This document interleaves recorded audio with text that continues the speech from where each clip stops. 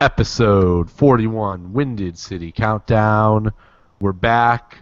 Not better. Definitely not better, but we'll try. I'm Scott Sternal, Ben Russo, Matt Yurick with me. Gentlemen, it is happening right now. I don't know what, but it is happening. Matt, how are you? Let's start over there in your parents' basement. Hey, not for long though, right? That's right. Until I shift into your basement. You're not living in my basement. You're living in my what used to be my guest bedroom. Yeah. I've rearranged my entire house for you. Yeah. But Not we'll really. just say I'm in the basement. Yeah, Matt's got a new job. He's moving north. He's gonna not live in the sticks anymore. Nope, no more stick living. So that's good. Is that a mustache I see that you're trying to grow? It's just Matt hasn't shaved in a little while. You know, I'm becoming an adult here, so It's coming in kind of nice. Ben, do you see this? Yeah, you're definitely trying to grow a mustache. No, Because it doesn't. It looks like you shaved down here. No, it But doesn't grow. Nothing else grows. I'm dead serious. Like, this is how it grows. I shaved my entire face on Monday, and this is what it looks like. Oh man, It's crazy. That's bad. Yeah, it's terrible. It's not good. Ben, Especially because, and this makes bad podcasting, by the way, because nobody's watching this. But anyways, Matt, or not Matt, Ben, how are things over there in your neck of the woods? Your beard Same. looking as good as ever. Yeah, So that's good. came in real nice. All right, sweet. Well, we didn't podcast last week because I was in San Diego amongst doing some travels again. I traveled quite a bit this summer because my job allows me to. I'll let our viewers think about what job gives you the summer off. And now I'm gearing up to go back tomorrow, actually, so that's fun. But we need to talk about some things before we're going to start digging into the NFL starting next week, right? Like, that's the plan? Yeah, we'll start getting some lists together for the NFL. So Yeah, lots of good stuff. we've had, I guess the right way to say it, like this summer we've sort of gone away from the lists just because it's been difficult for all of us with so many different things going on to really get back into the flow. So I think No question. once Scott gets back in the flow of work, I get moved and I get settled in at the new job and everything, we'll get back to the lists. But for now, we haven't done one 2 weeks. Since the 25th, actually. So Yeah, so it's been a while. It's been a little bit. It's been over 2 weeks, but that's okay. You know, we're human, and we're doing this for fun. It's not like anybody's paying us the big bucks yet. And I stress yet because I hope that one day, maybe we'll get to episode 100 and we'll get something that's not the big bucks, as the cousin likes to tell us. So, but let's get into it. Let's go. We've got 4 discussion topics here, and we'll start with the Olympics because the Olympics are fun. Let me just say, I got a couple of thoughts here, and then I'll let you guys kind of just take it from there. First off, number 1, it hasn't been an ass disaster, pun intended, when it comes to some of the events in with the Olympics, right? So that's great. Like it really seems. I did read an interesting quote today, and I'll let you guys comment on this as well. We're all concerned about the water because of the Olympics, but nobody's really going, yeah, don't people live there? Live there, yeah. Right, and so like that should be the bigger human rights this year, where we're all going, that's great that this sucks for the Olympics, but people freaking live there, and that's not good. So that's number 1. Number 2, Phelps and Ledecky, awesome. And we'll talk about them in depth, but they have been just a blast to watch. And Simone, what's her name? The gymnast? Biles. Yeah, she is like the U.S. She's is awesome. The U.S. has 3 legitimate stars in 2 sports, and it is just an absolute pleasure to watch. And watching Ledecky and Phelps makes me wish they had like a 2x100 mixed doubles. Oh, that'd be awesome. Right, like Phelps and Ledecky versus Anybody. whoever. Yeah, let's just see how it goes down. And then my third comment is, and I wrote this in the description, we don't really have it as a discussion topic, but I don't understand why NBC can't get broadcasting figured out for the 21st century. As you both know, I was in San Diego, and it was really frustrating that they wouldn't just air the damn Olympics live on the West Coast. Yeah. Right, like it's so freaking dumb. Like even I can understand if they're saving it for prime But they time. haven't even been doing it live at all because No, it's live throughout the day. It's live. Well, like the primetime stuff, swimming's been live. Yes, but like I knew But like the gymnastics Right, and so stuff. women's all-around gymnastics team gymnastics. won the gold before they did it. They So. never aired anything.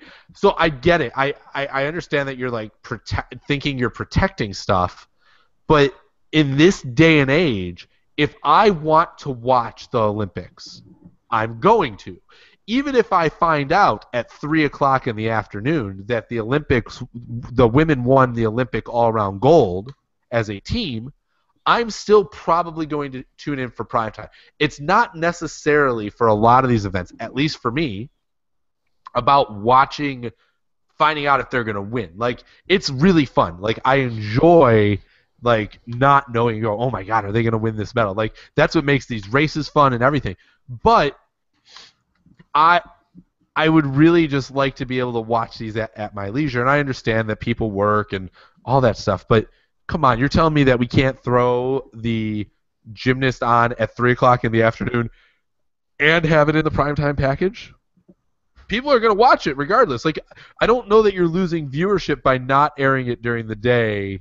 Or by airing it during the day and then airing it again at night. I don't know that you're losing viewership. So those are my three big takeaways here. And it looks like the U.S. just won another medal, it looks like. Manuel.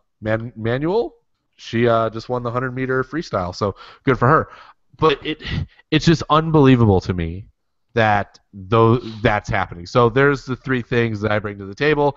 I'll allow you to discuss those or anything else that you bring to the table. One of you grab the reins and go. The only what I'll add is I know you said it hasn't been a complete disaster.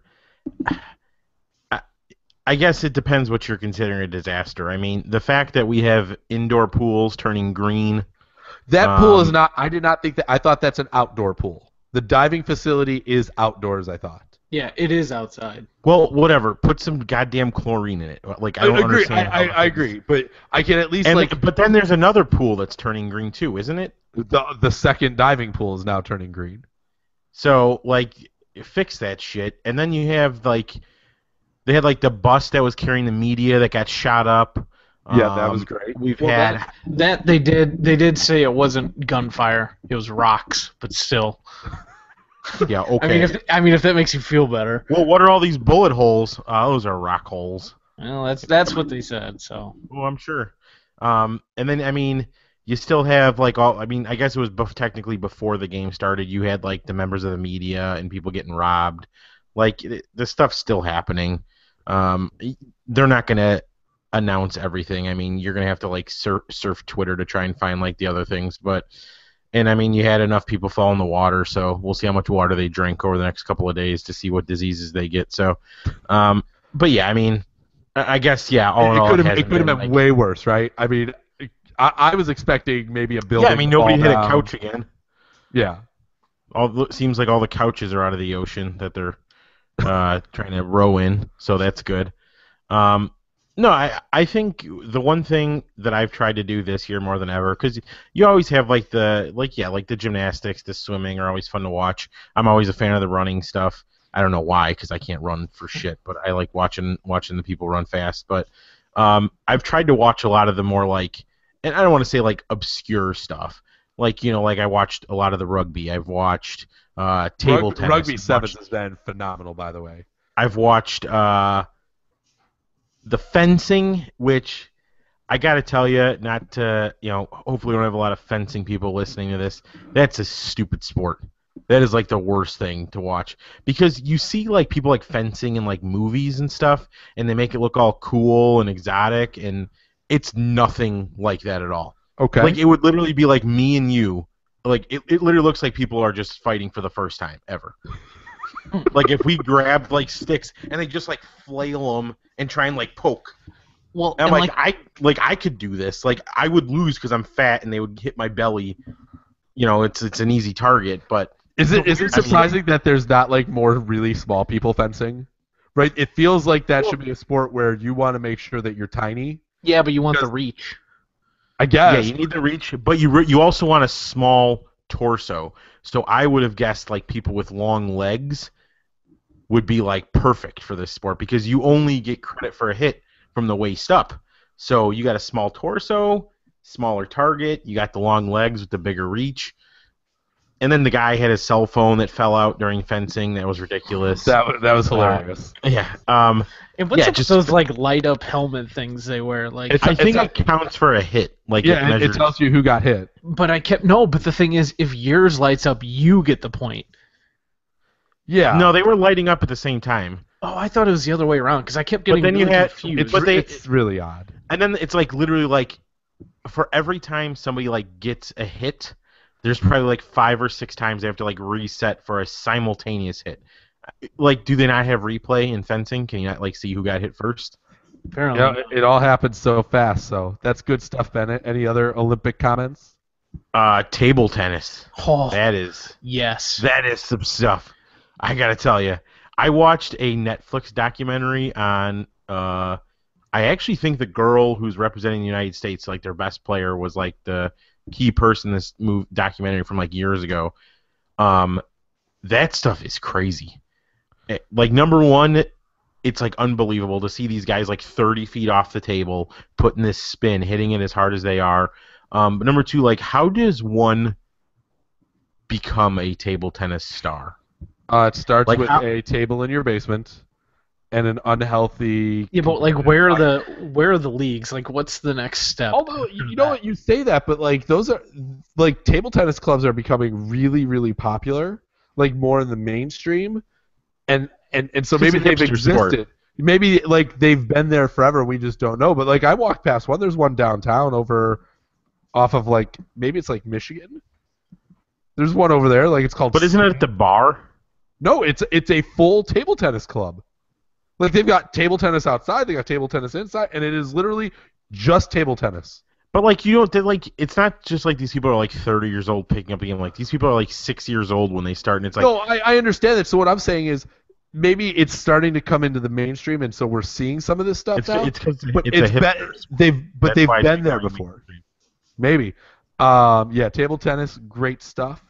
I watched a pretty epic table tennis match last night. It was China versus China, and these two women, it was so intense. The stare downs between them, like it was just crazy because obviously they know each other. They're from the same country, so they're competing against Yeah, one I mean another. people from the same country know everybody. Well, they're both table. No, I'm but- pretty but- sure they know each other. Yeah, they go over together and stuff. So Yeah. that makes sense. You're okay, Matt. Keep going. Okay. And anyways, but the stare downs between the one and like she went like when she won, the woman who won, she went like full on like flex mode and was like screaming at the top. Primal Roar. Yes, it was Nice. fantastic. Great stuff. Another sport I was a little disappointed in, archery. Yeah. I thought those guys would be way better. So it's interesting. Deadspin did like a spoof article, which is essentially like this is not real archery. Like if these people were out like trying to kill animals with bows and arrows, like they wouldn't be able to do it. Like they should have to like run and hit targets, and the targets should be moving and all that kind of stuff. And I kind of agree. I feel like they could really do some stuff to spice archery up. No, but it's just like, I mean, there's like the bullseye, and like these people, like some of the times, like they weren't even coming close, and I'm like, how are you in the Olympics and you're not even like, at least like close to a bullseye? How about the me- Philippine diving team? Oh yeah, I saw that. Is that the How guy are who they- like belly flopped? Yeah, how are like they on in his the back? Yeah. That's good. I did watch. I go was ahead. watching some handball Yes. today. Okay. So you've segued for me here, Matt. I wanted to ask: do you think there's any truth to the idea that if they took like a Division II basketball team They would and said dominate. like our second best basketball I've never seen handball. handball's amazing. It's like I don't even know how to explain it. It's like a it's mix of soccer, basketball and soccer. Yeah, and it's just like you could run with the ball wherever you want. You don't You have have to dribble dribble it. You have to throw it into the goal past the goalie. There's like maybe 2-point shots. Penalty shots are crazy. Speaking They're of like- crazy yeah. penalty shots, field hockey. Have you watched a field hockey like penalty shot / free hit, I guess? Mm-mm. So like all of the players start behind, like it's really weird. Like everybody's behind the ball and they all run at the ball together and the other team is like in the net. It's so weird. I can't even describe it. It's so strange. And the U.S. women are kicking ass. Yeah, they beat the best team. I don't even know. I couldn't tell you who the best team was. They haven't played the Netherlands yet. They've beaten Australia and Argentina. And Australia's really good. The Netherlands have won like a medal in every Olympics but one. They beat somebody else because they were 3-0 at one point. So they beat somebody just yesterday or today. So, but the Netherlands are the team to beat there. So underrated athletes who I think they have to be the best athletes in the world are water polo players. Oh, that's crazy. yes, I mean that is insane. I think I would drown if I had to attempt to play that. yeah. I mean, if I don't get like a fun noodle thing, I'm done for sure. Fanoodle? I don't Yeah, think I've fanoodle. ever heard it called that ever. Can't you just call it like a pool noodle? Like what is Yeah. a fanoodle? I like calling it a fun noodle. Fun noodle. Okay. Yeah. So yeah, but that's really right there. Like if I don't have a noodle or a fun noodle, I would make like one throw and I'd have to like float on my back for like 10 minutes to like, like catch my breath. how long are you swimming before you make that throw? Because I'm guessing like unless you get in the water, kind of It would very much be like Michael Scott playing basketball, where if as soon as I touch the ball, I'm whipping that ball towards the net. Like it doesn't matter. I'm not like swimming anywhere. It's like I got it. I just throw it right away. Oh my god. Yeah, there's just so much to like about the Olympics, and I think the odd sports. What do we need to change about the Olympics? Because I feel like NBC's kind of sucks at it a little bit. Well, yeah, I think changing that who hosts it. Like, you know what really sucks is I feel like the Olympics are made for ESPN.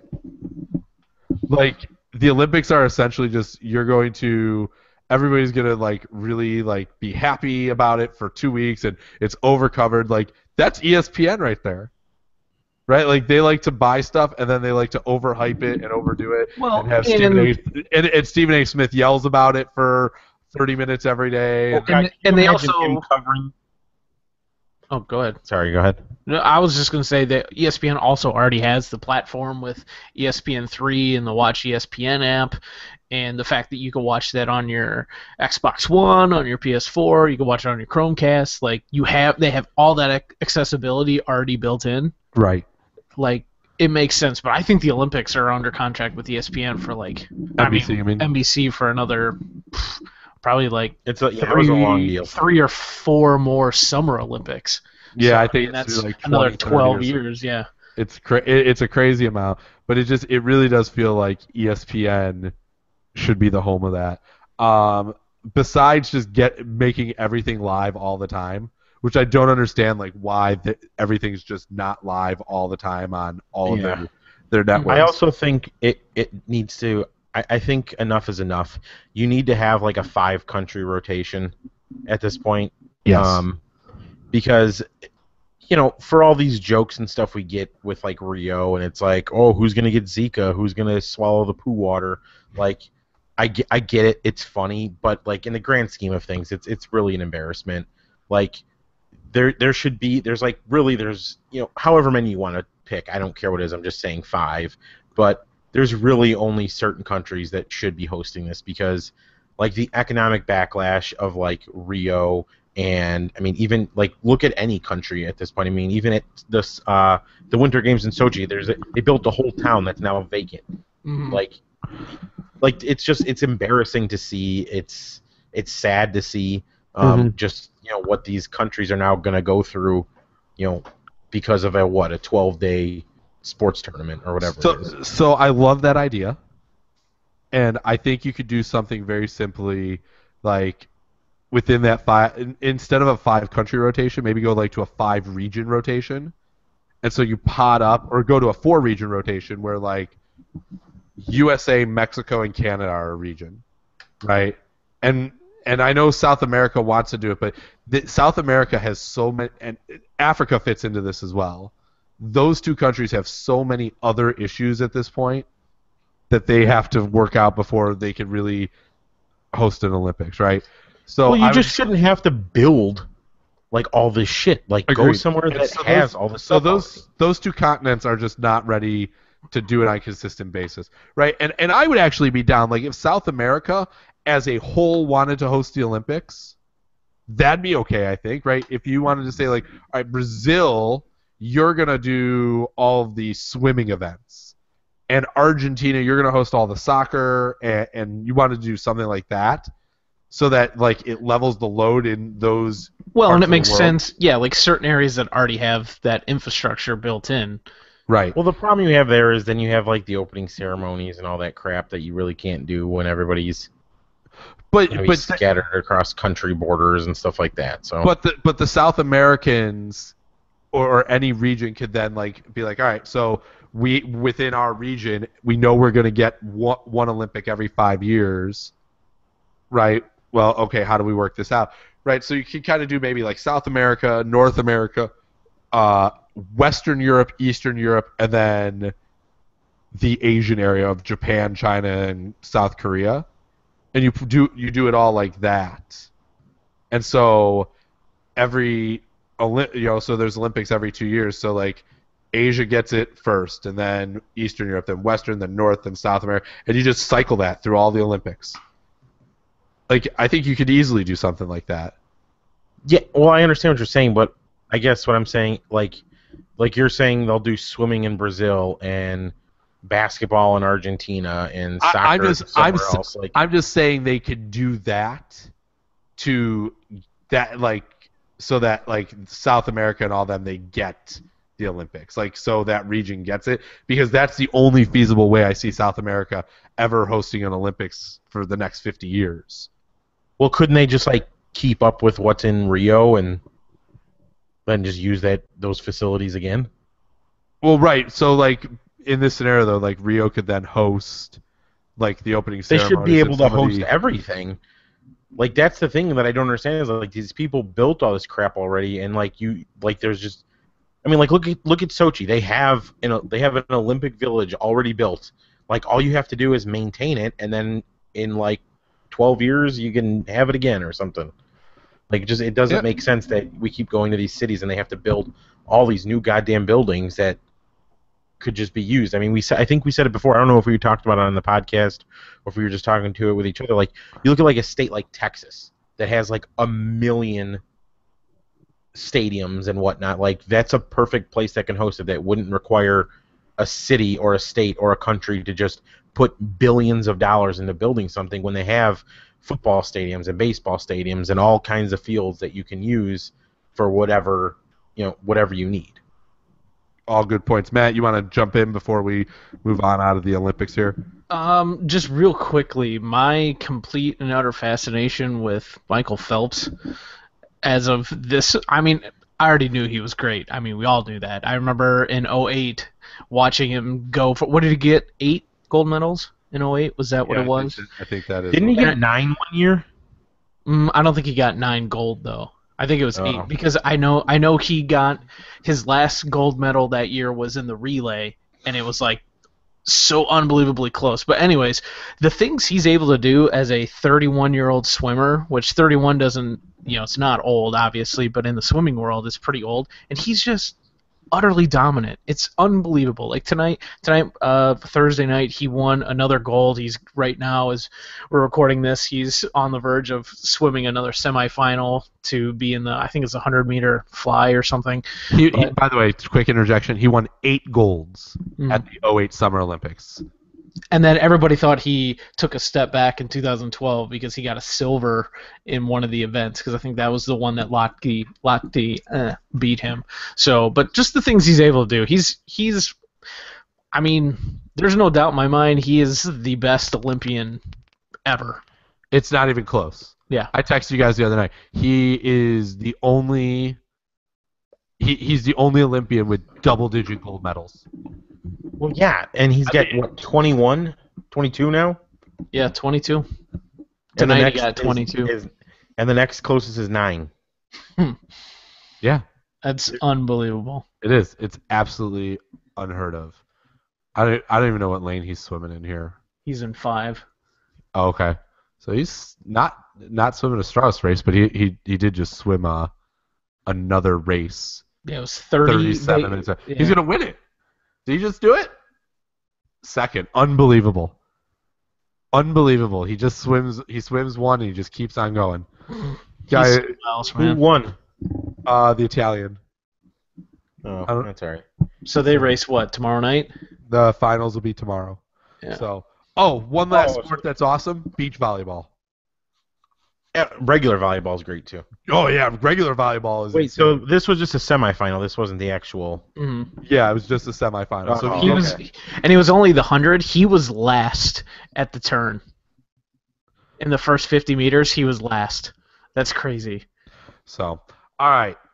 Now let's bring it back home. Second on our list for this week is going to be the Chicago Bears, who they're playing a preseason game as we speak right now. Which game's over. Game's over. So my dad was over tonight, and he was watching it while I was working on some other stuff, and he was watching the kid, and he got up to leave, and he's just like, "Yeah, that does not make me feel like this season's gonna have any hope at all."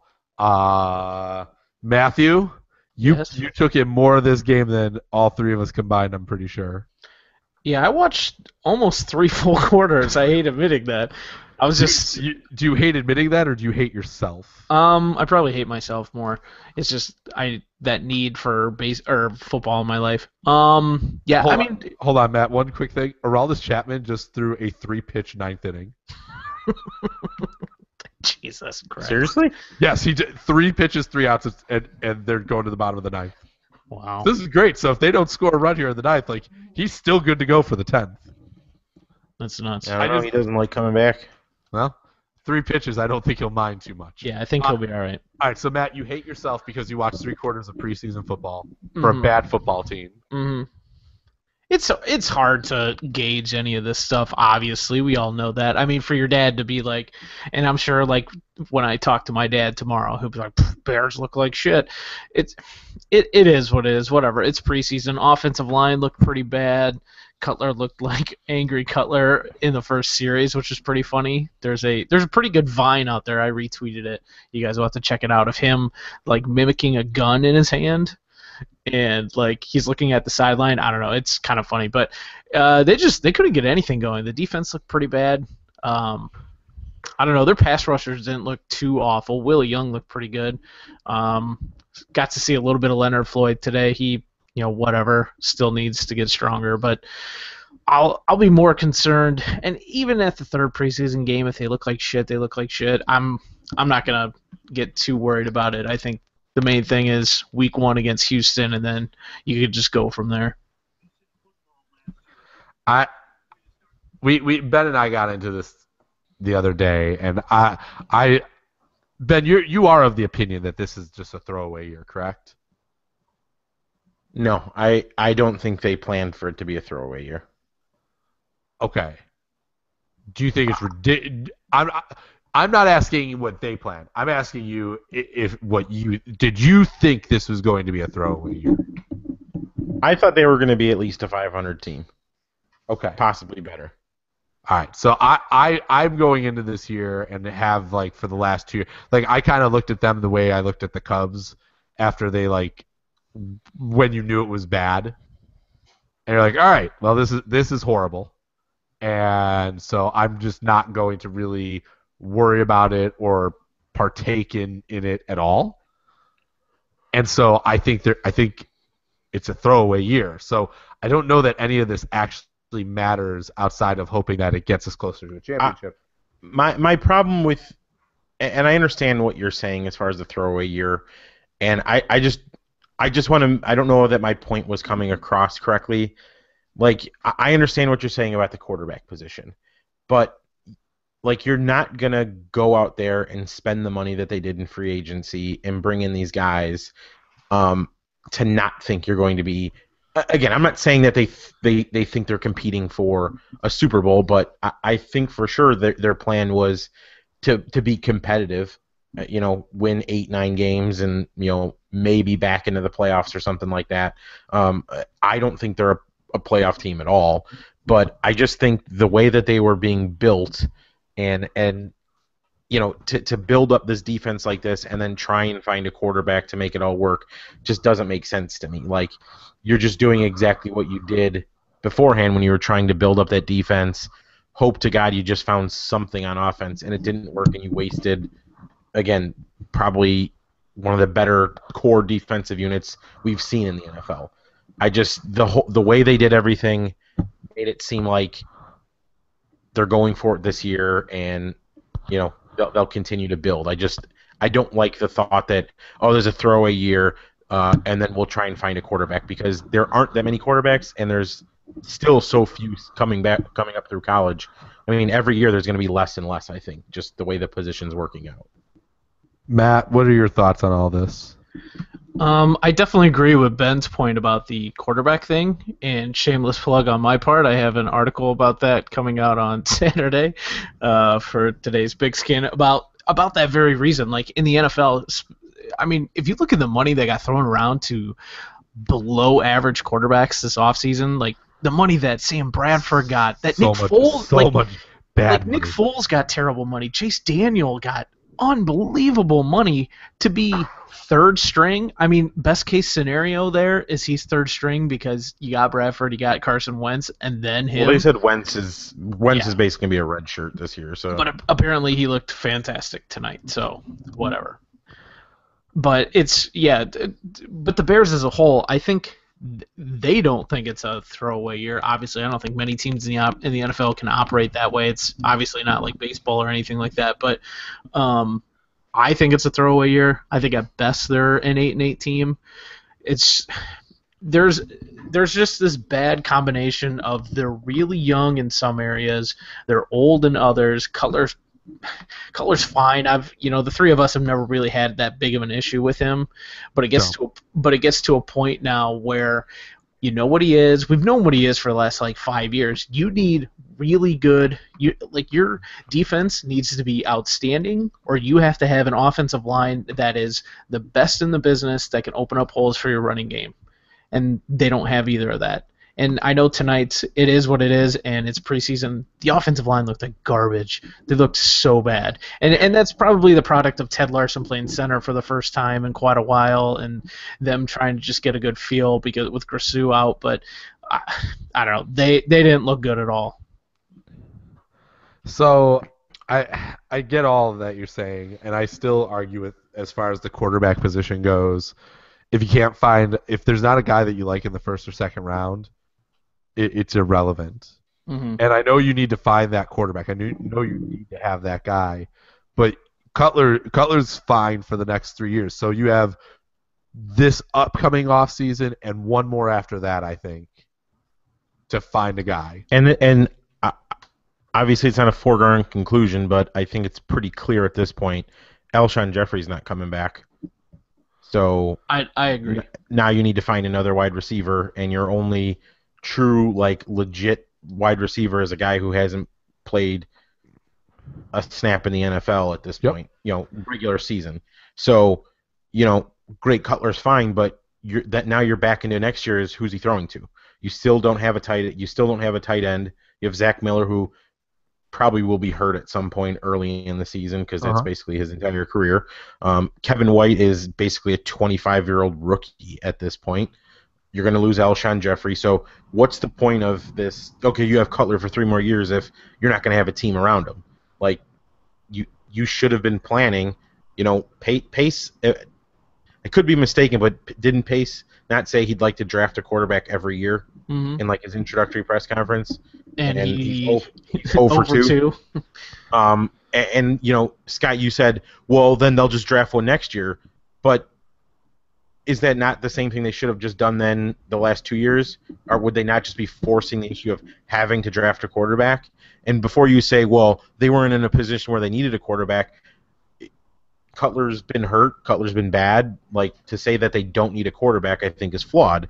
I think they could have used a quarterback, even if just to sit behind Cutler and get ready for, you know, these years where you're going to have a $20 million quarterback. Yeah, that's probably on the cheap end, but if he's not producing as a $20 million quarterback, you can have a guy who can manage a game. You know, those, you know, I hate saying it, but like the Alex Smith types, that's like the guy that they need at this point.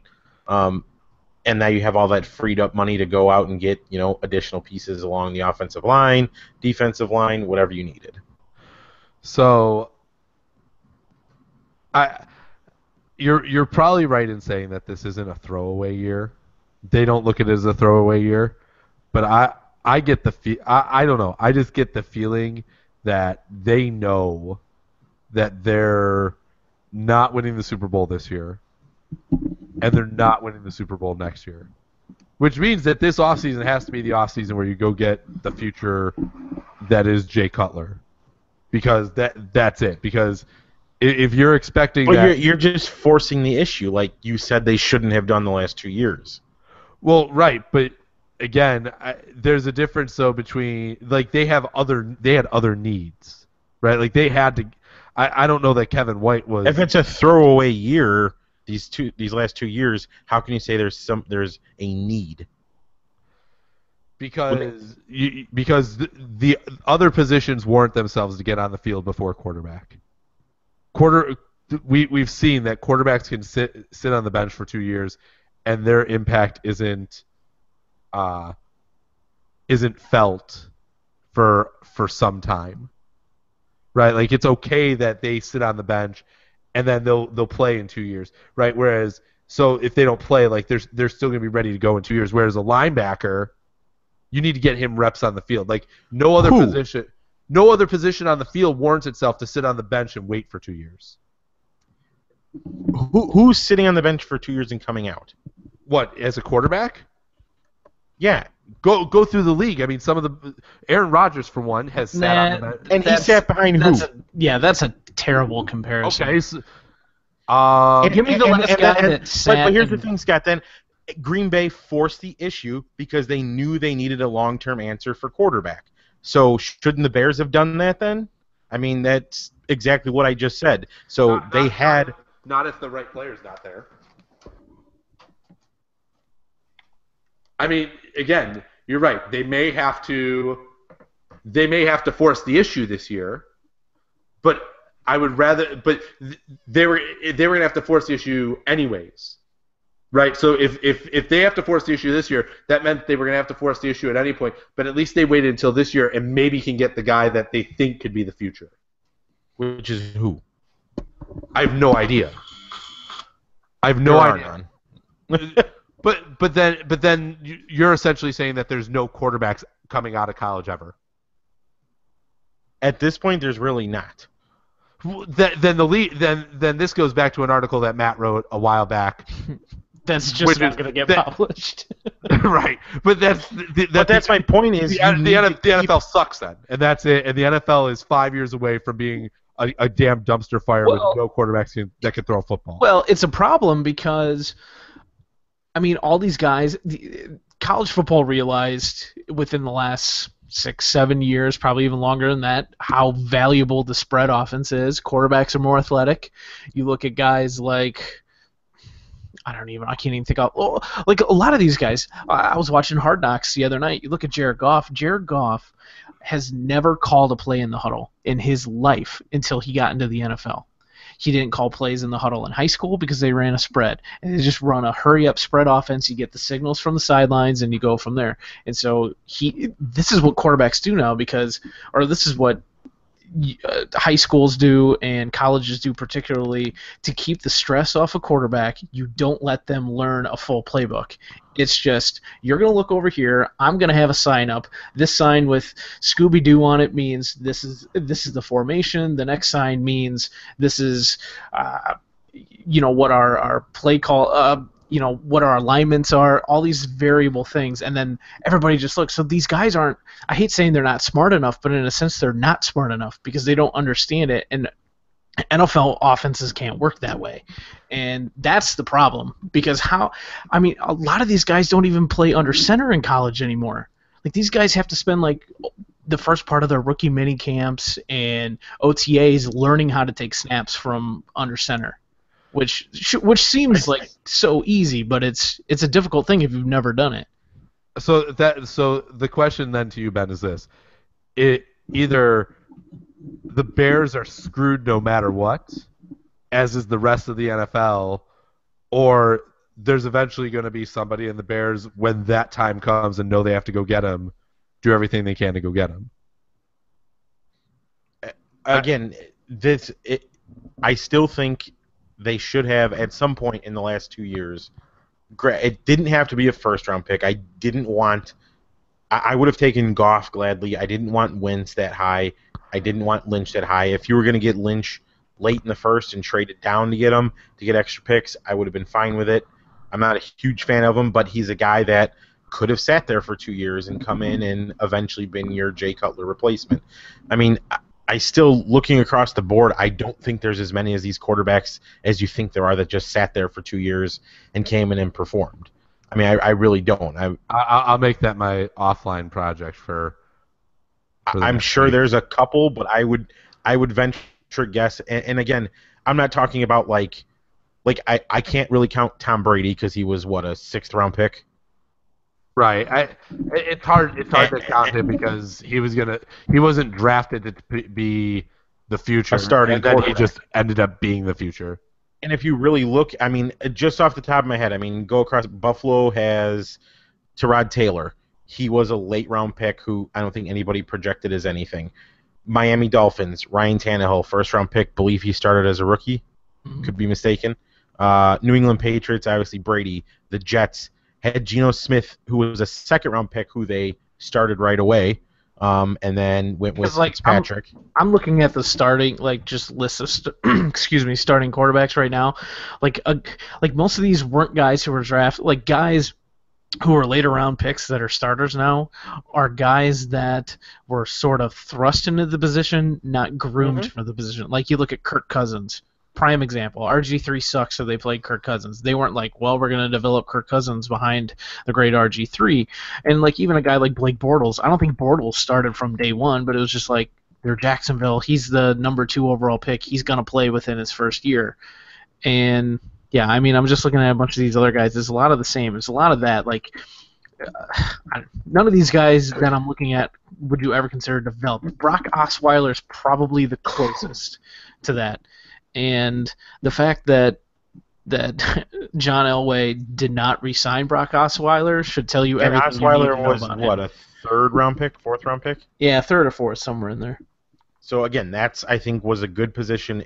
Second round pick. Was he a 2nd? Okay. Mm-hmm. Again, that's the position I think you needed to look in those mid rounds.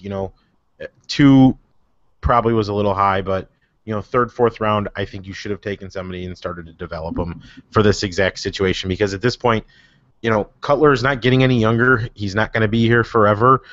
We already know what he is, and again, you don't have a great team around him. You're trying to build one, but if now you're at the point where, let's say the Bears have the 1st overall pick next year, and there's there's a great pass rusher coming out of Texas A&M again.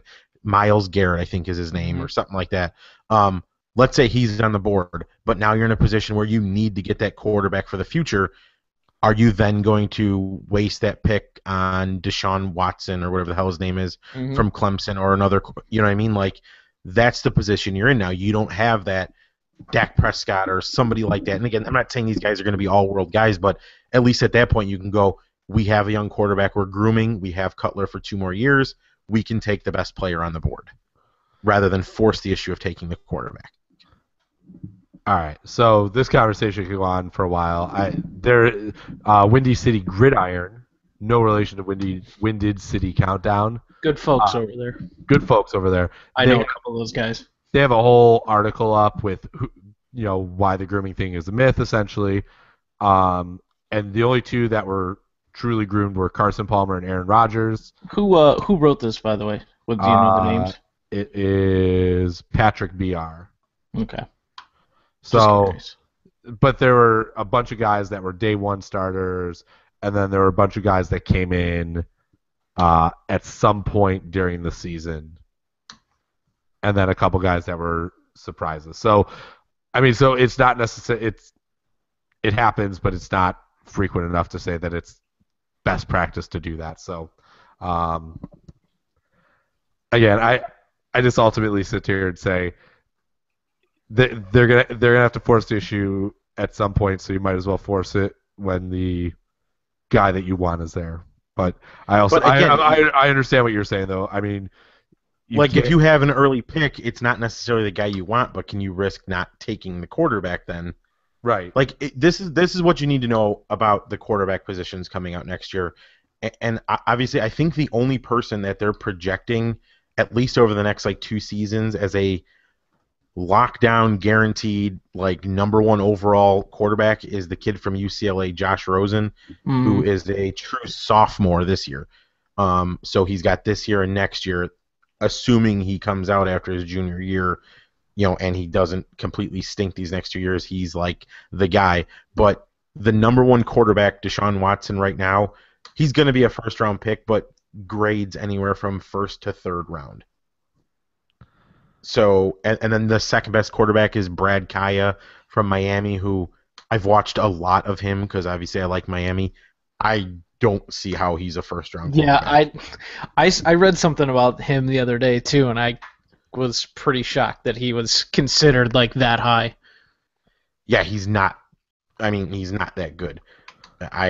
It's beyond me. So if you're going to start forcing quarterbacks in the first and second round, and you're taking guys who are grading anywhere as low as the third round, what was I mean? I don't see how you're making your team better. Well, and again, I think then for me at least that speaks to a bigger issue with the NFL, which is how the hell are they going to get some QBs? Because we're starting to see some guys come towards the end, and we need to see some. I mean, we're absolutely at that point. I mean, everybody just assumes Andrew Luck is, the next face of the NFL, and he was horrible last year. I know there were injuries and stuff like that, but I'll be honest. Honestly, what has he done? I'll be honest. I mean, Russell Wilson might be your best quarterback. I was going to say your best young quarterback. Cam Newton. Yeah. Yeah, of the young generation, it's Cam and Russell. Mm-hmm. Right. And, I mean, I'll still put Luck there just because of the injuries, But right, we need to see a year back from this injury. But yeah. Jameis, I mean, I don't know. I thought Jameis had a really good year. And again, Jameis is a solid quarterback, but look at the group that we just lost. Manning, Brady, Breeze, Roethlisberger. I mean, hell, even Carson Palmer. Mm-hmm. I mean, you're losing great quarterbacks. I mean, I don't ever see Jameis Winston putting up those great superior numbers. Man, Jameis had 4,000 yards last year. I didn't know that. But everybody does now. Right. 4,000 is not a feat. 5,000 except Cutler. Yeah, that's true.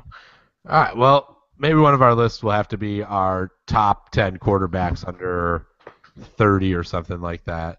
It'll be like a People magazine. Yeah. 30 a horrible list. It's not going to be good. All right, let's finish up here. We got some baseball stuff.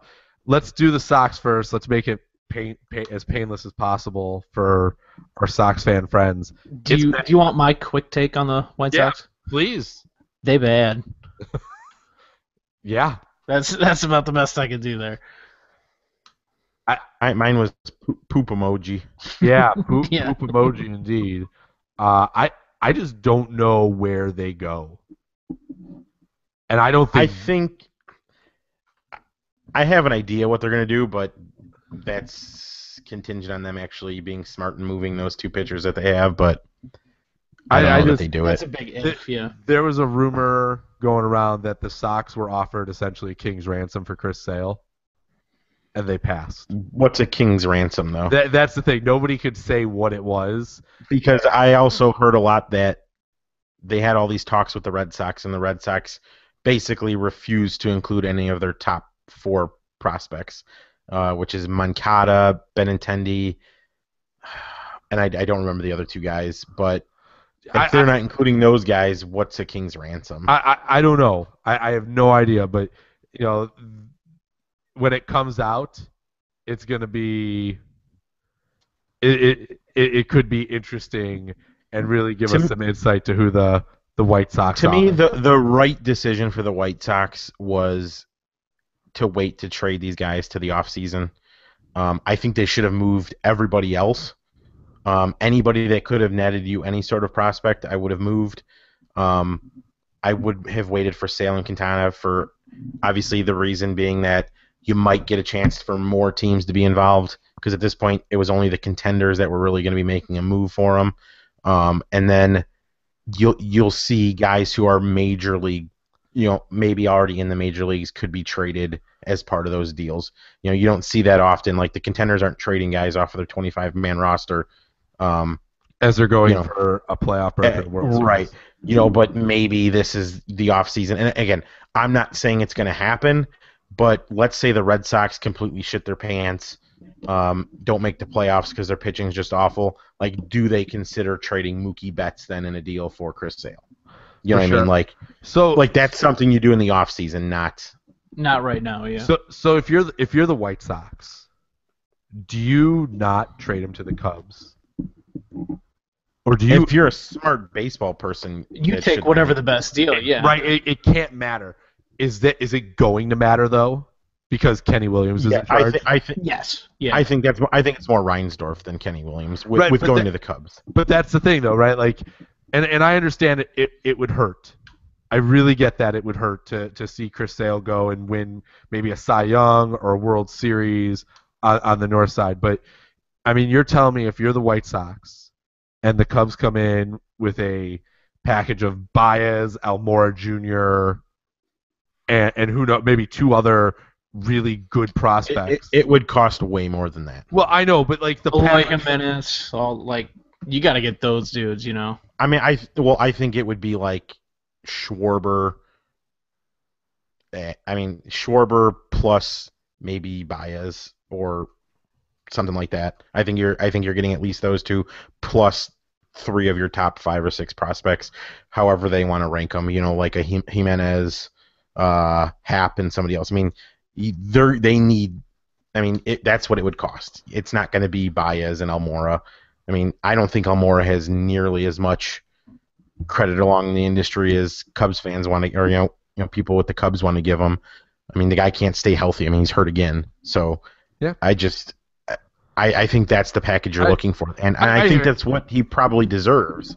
But yeah, I mean, if the Cubs came and offered Schwarber and Baez and whatever else, and it was that impressive of a deal, a smart team would go, yeah, I don't care that he's playing, 10 miles north of here. Like, you take that. That's a franchise-changing trade. Right, because we're at the same time getting 3 guys from them that could turn into 3 Gold Glove, Silver Slugger award winners at all those positions, and we'll laugh all the way to the bank on that one. Right, and plus, I would rather trade him to the Cubs than I would like the Red Sox, because the only chance you're really seeing him, for the most part, obviously you're gonna see him once a year during that 4-game set, maybe, and then the World Series, and then you're not gonna see. And if that's the case, then you won that trade because you built a team to go to the World Series, and you weren't going to go to the World Series with Chris Sale, but you could go to the World Series when you put 3 of the 9 positions on your roster that you're going to start every day, right, with premium players. Matt, any other comments on the Sox besides they bad? No, not really. I mean, they just need. we've talked about this ad nauseum. I mean, it's just they clearly need a change from Yep. top to bottom. They need Agreed. new upper management. They need a new manager. Everything needs a complete culture change, and it's not going to happen. So It's unfortunately, I think it'll be the same route as the Hawks. It'll all change when the old man dies. So, and he's not even that terrible of an owner. I mean, No, he's not. He does He's have seven championships in 25 years for his two franchises. Yeah, well, okay, come on. He still owned the team. Great. He had the greatest basketball player ever. Still own the team. You can't give him all. You can't put all the blame for them being bad on him, and then not give him any of the good as well. I mean, they still did it. They still needed him, and he still owned it, and they got it done. So, let's go to the north side. Strope hurt. That's bad. Carl Edwards good. Carl Edwards good. Rondon is sore. That's bad. Yeah, Tommy they're saying he'll be back for the Listella's weekend. missing. What a that whole thing is such a like. At first, I sort of felt bad for him. I don't feel bad for him anymore. Well, I still felt bad for him to be sent down for Coughlin, but at the same time, it's like he had an option. You were going to be back. You were going to be back September 1st. Yeah, hang out for 3 weeks or You're whatever. not like this great prospect that. I mean, even a great prospect should be doing this shit, and I don't care that he's doing it. But then just quit. Don't be like, oh, I'll only play if it's for the Cubs. Fuck off. Who are you? You're Tommy LaStella. This isn't Mike Trout. If I'm the Cubs, you know what I'm saying? If I'm Theo and Jed, okay, see ya. I understand he was a nice piece. He was a nice bat. He's a nice left-handed hitter. At best, he's You know what I mean? He's having a nice year, but that doesn't mean anything. But if he wants to play hardball with the Cubs, like you said, fuck off. And he has an option, right? That's just the major leagues. Go talk to Chris Bryant. Chris Bryant, who is arguably one of the 3 best players on the Cubs last year. Mm-hmm. He spent the first 10 days in Iowa because they wanted the extra year of control. Because they wanted the extra year. That's baseball. Yeah. Right? That's just what it is. Yeah, and I'm not going to be the guy who just sits here and he's like, be the team player. If you don't want to accept the option, then you quit. The problem is he did put the Cubs in a very tough position because they obviously have Zobrist and Baez and Russell, but after that, I mean, the Cubs' best lineup for the postseason is going to be Baez at third base and Chris Bryant in left field. Well, who's your backup infielder then? Mm-hmm. At this point, it's probably Chris Coughlin, isn't it? I was just saying, gotta be Coughlin. So Coughlin at this point is. I don't think you can look at it like that with this team because of the way Joe Madden does stuff. Your best lineup becomes if you need a backup infielder because Baez can't play or something. Well, no, but I'm just saying if they're already in the lineup, let's say, at the end of the day, if you're asking me if I'd rather have LaStella's bat or Coughlin's bat, I'd rather have LaStella's. Mm-hmm. So I mean, if something happens, let's just say, God forbid, Russell gets hurt or Zobrist gets hurt, right. Baez has to go play second base. Bryant has to move back to third base, and Contreras left field is. Well, okay, Contreras is in left, and then what? Montero's your catcher? Or it Ross. Sucks. And I don't want either of them, in all honesty. Not in the playoffs. I mean, I know Ross is going to get at least one start. Yeah, I just think LaStella puts him in a tough spot because at this point you really don't have that backup, infielder. And the Cubs had opportunities to go get other bats, and they didn't. Because I'm sure they felt confident enough in what LaStella gave them. Not that they can't. I mean, they could here somehow, through waivers, claim somebody or pick somebody up, but the likelihood of it being anybody substantial. But yeah, I mean, LaStella he's selfish right now, and it paints him in a terrible light. I mean, who the hell's going to want him on their team anymore? Well, even at that, he's making a stand about it, and it's like, what if Russell gets hurt tomorrow and you need another infielder? Mm-hmm. Can you really trust LaStella to come up after not playing baseball for 2 weeks? Well, Yeah. and then the thing, I think it was Madden said it, that no matter what, he has to go to Iowa. He said no matter what, he's going to Iowa and he has to play there before we would let him back. So, I Right. mean, no matter what, he's already screwing them over. So I mean, at this point now, that Kawasaki guy or whatever would be the guy that would be coming up. I am Japanese. That's like the funniest video. Have you seen that video? He hit a walk off. He hit a walk off for like the Blue Jays, and he speaks very, very poor English. And he's up there talking, or no. DeRosa hits Mark DeRosa hit a walk off or something, and he's talking to the interviewer, and that Kawasaki comes running up, and he barely speaks English, and just starts screaming, "I am Japanese!" And, it was weird. It's really funny. I know you don't think it's funny because I'm telling it poorly, but it's funny. Can we just talk about how Jason Hayward stinks at the plate? Yeah, he sucks. I don't get it. I don't know what's going on with him, but His swing is just a mess. I think long term he's going to be fine. long term, think he's going to be fine. I think he's just pressing so bad this year, and it just. And then everybody trying to tell him what to do. You know, like I'm sure you got John Maley working with him, or Miley, however you say his name, like working with him to fix that swing, and then he's so probably dead set on trying to fix it when he's up there, and yeah, it's not good. So all that matters, and I think I've said this multiple times when any of us have freaked out about the Cubs, which is none of this matters. You can say it to me. It's you, man. None of this matters if during that 1 month stretch of the playoffs they just do what they're supposed to do. Because Jason Hayward could hit 400 this year, and we could get to the playoffs, and he could have a bad week where he goes 1 for 12 in 3 games, and nobody would remember that he hit 400. Everyone would just go, well, shit, that guy went 1 for 12 when it counted. That sucks. Right. The thing that bothers me more than anything, which we've talked about, is the situational hitting that I thought was going to be much improved with Zobrist and Hayward. Just it still stinks. Still scary. So there you go. And Chris Coughlin or somebody's Zobrist is running into people on the base pass, and they're jawing at each other because that's the Cardinal way. I want the Cubs to burn down the Cardinals' house here tonight and piss on the ashes. Like that's all I'm rooting for. Yeah, I want a 4-game sweep just to watch this thing crumble for them, but whatever. I want it. Of course, fucking Randall Grichuk had to come up and hit the home run today. They just find these guys. It's amazing. All right. I mean, Grichuk was a first-round pick, but whatever. So we've been going on for like an hour here, maybe hour plus. It's probably time to wrap things up. No, we have one more topic to discuss. What the fuck is the NHL doing thinking they're going to call the Las Vegas team the Red Hawks? Anything. Seriously, what are they doing? Like, what are they thinking? I don't get it.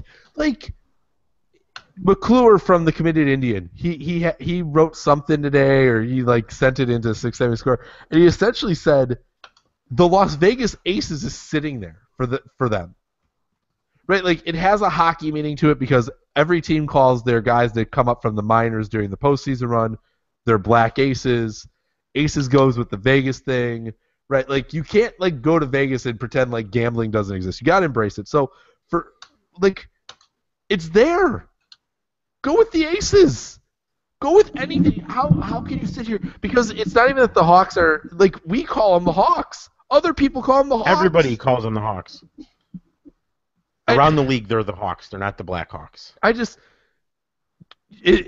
the NHL just that poorly run that they can't recognize this? There's so many directions they can go with Vegas, with gambling. There's so many different avenues. I mean, you could be the damn Jokers for all I care, but it's silly to name a team similar to your current marquee franchise in your league right now. Well, I mean, let's go. We could call them the Yellow Jackets. We could call them the Blue Wings. Scorpions. We'll call them the Thunder to parallel the Lightning. Maybe I don't know. Queens instead of the the Las Which Vegas, that would actually work, but not really. the Las Vegas Queens. What else can we do? Can we do something? Oh, this we'll call them the Las Vegas Hammerhead Sharks. Why not, right? I mean, we might as well just go that if we're gonna go and be similar. I'm so freaking confused. Well, it's the NHL, so I guess at this point it shouldn't be anything that Goddamn David Stern. confuses I really need NBC to start throwing their weight around and be like, this is how we're gonna cover shit, as opposed to letting the Olympics and the NHL, two of the worst run sports organizations in the world, do what they want. I'm sorry, I remembered that last second there, and I just had to get it out there. My frustration when I heard that today was that's not real. Especially and I don't the care. Red Hawks. Come on, man. That's just lame. I think it's Nevada State Bird. I think that's what it is. Still that lame. doesn't matter, right? It's still lame. It is. Oh my god. It's awful. Anything to add, or we're all. That's not even their state bird. Their state bird's the mountain bluebird. That'd been a cool name. The Vegas mountain bluebirds. How about the Sandstorm? So the three names The moving Canyons. forward. The Las Vegas Sandstorm. The three names being talked about are the Desert Hawks, the Red Hawks, and the Night Hawks. I don't get why does Hawks have to be in it?